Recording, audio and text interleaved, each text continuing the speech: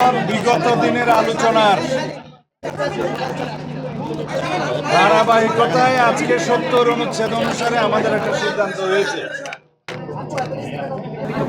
৭০ অনুচ্ছেদে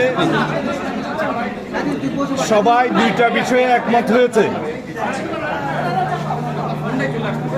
সেই দুইটা বিষয় হলো আস্থা ভোট এবং অর্থ বিল। এই দুইটা বিষয় বাদে ৭০ অনুচ্ছেদে সংসদ সদস্যরা স্বাধীনভাবে ভোট প্রদান করতে পারবেন দলের বিপক্ষেও। কিন্তু আমাদের আরেকটা অবস্থান আছে, আরও কয়েকটি রাজনৈতিক দল তার সাথে সংবিধান সংশোধনী বিলের বিষয়টি যুক্ত করেছেন, আমরাও করেছি।